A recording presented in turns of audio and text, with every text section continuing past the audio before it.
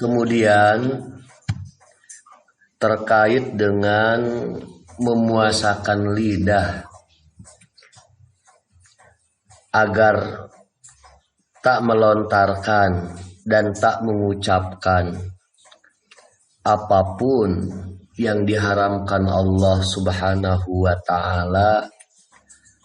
Ada satu kisah di masa Rasulullah Sallallahu Alaihi Wasallam tentang dua orang wanita yang berpuasa, namun keduanya tak mampu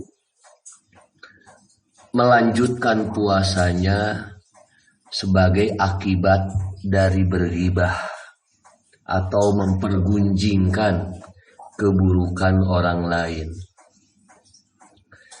Seperti apa kisah dua wanita di masa Rasulullah Sallallahu Alaihi Wasallam ini? Kita simak bersama ini ya. Waja'a fil khabari, dituturkan dalam satu khobar, dalam satu riwayat ya.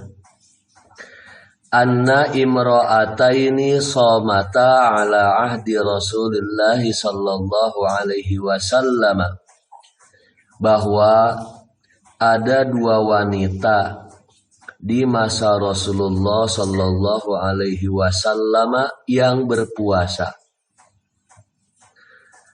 Fa ajhadahumal ju' wal 'atashu, lapar dan haus.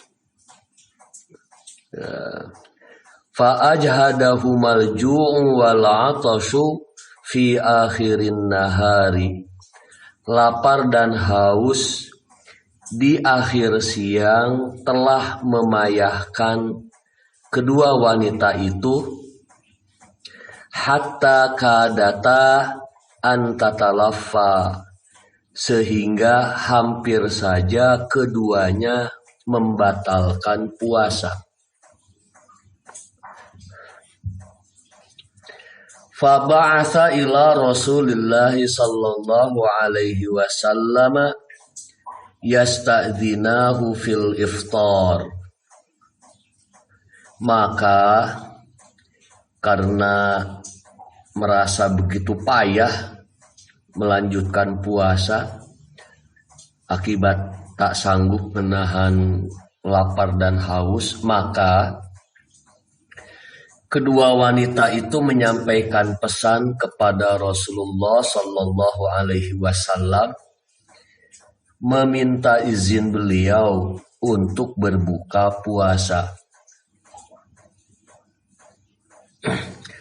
Fa'arsala ilaihima qadaha, Rasulullah Sallallahu Alaihi Wasallam mengirimkan gelas kepada mereka berdua, kepada dua wanita itu.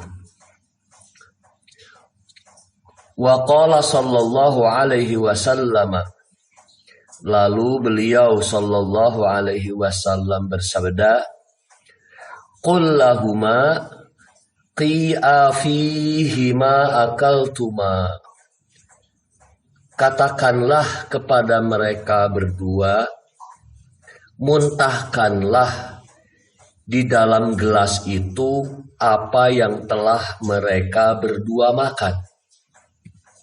Ya. Jadi merespon permohonan izin dari dua wanita itu, Rasulullah mengirimkan gelas kepada mereka dan memerintahkan mereka berdua untuk memuntahkan apa yang telah mereka makan di dalam gelas itu. Faqa'at ihdahuma nisfahu daman 'abita wa lahman gharida. Salah seorang dari kedua wanita itu kemudian memuntahkan setengah gelas darah segar dan daging segar. Waqa'atil ukhra mithla dzalika hatta mala'ata. Wanita berikutnya pun memuntahkan hal sama sehingga kedua wanita itu memenuhi gelas yang dikirimkan Rasulullah itu dengan darah segar dan daging segar. Fa'ajiban nasu min dzalik. Heranlah orang-orang karena hal itu.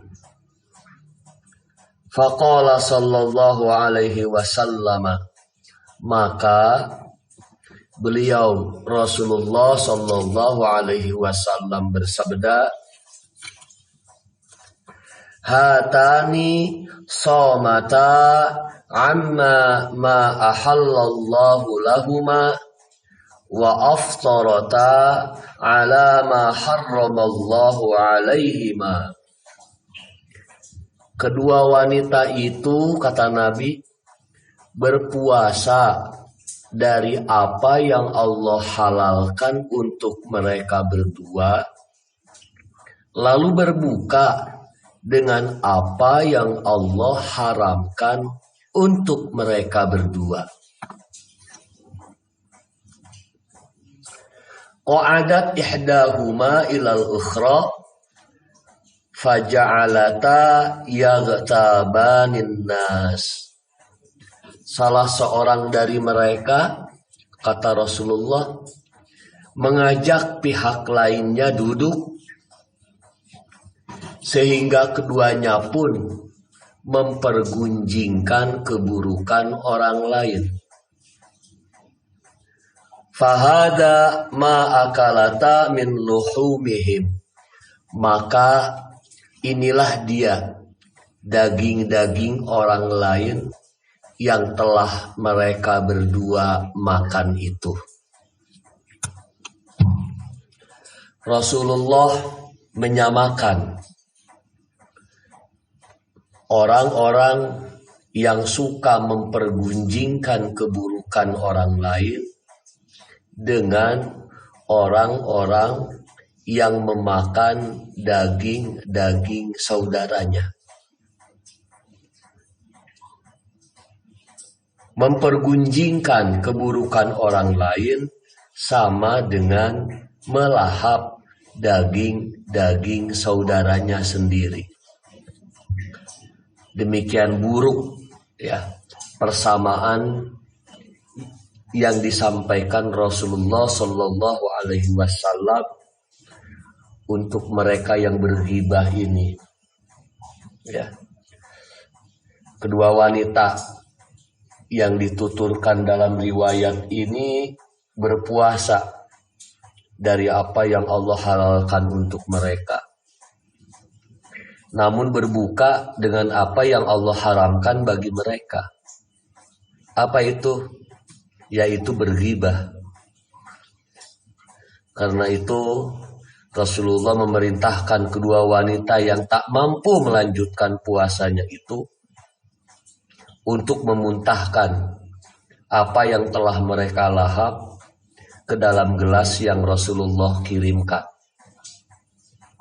Dan penuhlah gelas yang Rasulullah Shallallahu Alaihi Wasallam kirimkan itu dengan darah segar dan daging segar, ya, yang telah dilahap oleh kedua wanita itu. Mudah-mudahan ya kita semuanya mampu memuasakan lidah kita agar tak terpancing dan tergoda untuk membicarakan keburukan orang lain. Ketika saudara kita melakukan satu keburukan, maka tidak seyogianya kita mempergunjingkan keburukan saudara kita sendiri. Yang seharusnya kita lakukan adalah mengingatkan saudara kita yang melakukan keburukan itu dengan cara yang baik dan bijaksana. Manakala kita telah mengingatkan saudara kita yang melakukan keburukan itu, namun saudara kita itu enggan memperbaiki diri, maka tetap kita tidak boleh mempergunjingkan keburukan mereka. Yang sepatutnya kita lakukan adalah mendoakan semoga Allah membukakan hati saudara kita yang melakukan keburukan itu agar ia tidak mengulangi hal sama di kemudian hari, agar saudara kita itu memperbaiki diri dengan tuntunan dari Allah Subhanahu wa ta'ala. Inilah yang disebut dengan saumul lisan, puasa hati, yang menjadi syarat kedua bagi kita untuk menyempurnakan puasa level kedua, yaitu puasa khusus.